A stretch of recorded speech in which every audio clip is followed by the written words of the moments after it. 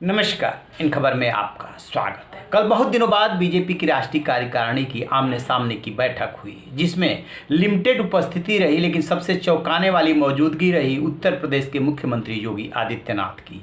यदि सिर्फ वो आते और मीटिंग में भाग लेकर के चले जाते तो मान लिया जाता कि अगले साल 7 राज्यों में विधानसभा का चुनाव है, जिसमें शुरुआत में 5 राज्यों में है, उसमें यूपी सबसे बड़ा सूबा है, इसलिए उनको बुलाया गया था। लेकिन बात इतनी ही नहीं थी, उनसे राजनीतिक प्रस्ताव पेश कराया गया और उन्होंने विजन बताया कि कैसे पार्टी को आगे ले जाना है। इसके बाद चर्चाएं आम है कि आखिरकार योगी का कद इतना कैसे बढ़ा और राजनीतिक प्रस्ताव योगी ने क्यों पेश किया। इसके पहले तक राजनाथ सिंह या उसी स्तर के नेता पेश करते रहे हैं। इस पर और कोई बड़ा नेता तो नहीं बोला, लेकिन वित्त मंत्री हैं निर्मला सीतारमण, उन्होंने जरूर बोला कि आखिरकार उत्तर प्रदेश के मुख्यमंत्री हैं, कोरोना में उन्होंने कैसे निपटा ये पूरी दुनिया ने देखा।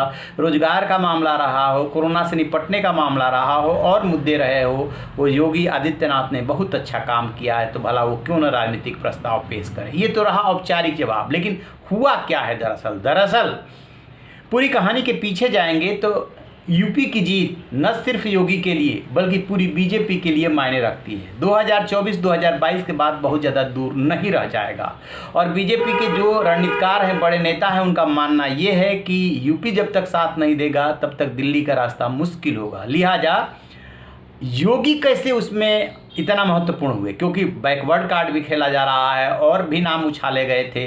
आखिरकार ऐसा क्या हुआ कि मई जून में जब 5 जून को योगी का जन्मदिन था, तब इस बात पे नज़र थी कि कौन कौन नेता बधाई दे रहा है। आपको वो दिन भी याद होगा जब लखनऊ में मैराथन बैठकों का सिलसिला चला था और एक IAS ऑफिसर जो बाद में बीच में शामिल हो गए थे, AK शर्मा, किस तरीके से उनको मंत्रिमंडल में शामिल करने को लेकर के खींचतान हुई थी और योगी कैसे अड़ गए थे। सबको पता है कि मोदी और अमित शाह से उनके मतभेद पैदा हुए थे। फिर अचानक ऐसा क्या हुआ। देखिए, राजनीति में न कोई अपना होता है न पराया होता है। जिससे स्वार्थ सदैव, जिससे सत्ता हासिल हो, वही अपना होता है। ये जो PM मोदी और अमित शाह हैं, ये जानते हैं कि कब कैसे खेलना है बहुत अच्छी तरीके से। बाद के दिनों में आपने देखा होगा कि जब PM मोदी यूपी गए तो मंच से कितनी भूरी भूरी प्रशंसा की योगी आदित्यनाथ की, और योगी आदित्यनाथ ने भी वैसे ही उनका रिगार्ड किया। PM की माला जपते हैं। तो ये सबको पता चल गया है। जो अभी बाई इलेक्शन का रिजल्ट आया है 29 सीटों का विधानसभा का और 3 लोकसभा सीटों का, उससे कि बेरोजगारी, महंगाई, तेल की महंगाई और जो तमाम मुद्दे हैं, वो जो है आप बंद कमरे में बैठ कर के जितनी पीठ थपथपा ले, आम लोगों में नाराज़गी बढ़ी है। डीजल पेट्रोल पे 5 रुपये और 10 रुपये बढ़ाने या घटाने से बात नहीं बनेगी। फिर चुनाव में क्या काम आएगा? चुनाव में काम आएगा राष्ट्रवाद, हिंदुत्व, यही काम आना है।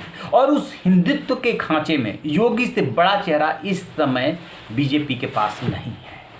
यूपी से जो इन लोगों ने अपने हिसाब से इनपुट लिया है, सर्वे कराए हैं, उसमें भी इन्हें ये बात पता चल गई है कि बीजेपी के लिए योगी जरूरी है। बेशक सीटें कम हो, तो इस लिहाज से योगी का महत्व बढ़ा है। आपको ये भी याद होगा कि 2018 से लेकर के, यानी कि 2017 में ये सत्ता में आए थे और उसके जस्ट बाद जितने भी चुनाव हुए और आज तक पश्चिम बंगाल के चुनाव तक, योगी को कैसे हिंदुत्व का पोस्टर बॉय बना करके जगह जगह घुमाया गया। लेकिन जब यूपी का मामला आया तभी उनको इग्नोर किया जाने लगा था, जिसको लेकर के वो अड़ गए थे और संघ से साफ साफ कह दिया कि गृह मंत्रालय लेकर के शर्मा को दिया जाना है, तो वो जो है CM पद छोड़ना चाहेंगे। उसके बाद ही किसी तरीके से आपस में पैचअप हुआ था और वो शर्मा जो है फिर नहीं बन पाए थे, मंत्रिमंडल में भी शामिल नहीं किए गए AK शर्मा। तो दोनों को एक दूसरे की ज़रूरत बन गए हैं। योगी बीजेपी की इस समय, और बीजेपी के लिए योगी जरूरी है, योगी के लिए बीजेपी जरूरी है, क्योंकि योगी भी जानते हैं कि जब वो विधायक भी नहीं थे तब उन्हें यूपी का मुख्यमंत्री बनाया गया था। तो कहीं ना कहीं हिंदुत्व कार्ड और योगी का हिंदुत्व का फेस होना बीजेपी को रास आ रहा है, लोगों को रास आ रहा है। जहां ये चेहरा होने से एक तरफ नुकसान है, वही दूसरी तरफ उससे ज़्यादा फायदा है। ध्रुवीकरण भी यदि हो रहा है, मान लिया जाए थोड़ी देर के लिए, तो योगी के नाम पे ही हो रहा है। अभी देखते हैं आगे, क्योंकि मोदी और शाह सिंबल की राजनीति बहुत अच्छी तरह से जानते हैं। और अभी शशि थरूर कांग्रेस के नेता है, वो कह रहे हैं कि महात्मा गांधी का गुजरात से होना, सरदार वल्लभ भाई पटेल का गुजरात से होना, फिर मोदी का अपने को इस रूप में निखारना, कहीं ना कहीं वो बैकग्राउंड भी काम आता है। तो वही जो है वो दाव जो है यूपी में भी आजमा रहे हैं। अदरवाइज तो इसके अलावा अन्य 6 राज्यों में चुनाव है, जिसमें कि मोदी और अमित शाह का गृह प्रदेश जो है गुजरात भी शामिल है, लेकिन सब वर्चुअली शामिल हुए, इसीलिए योगी को इतना महत्व दिया गया है। तो आप रहिए ना बेखबर, देखते रहिए इन खबर। Thank you.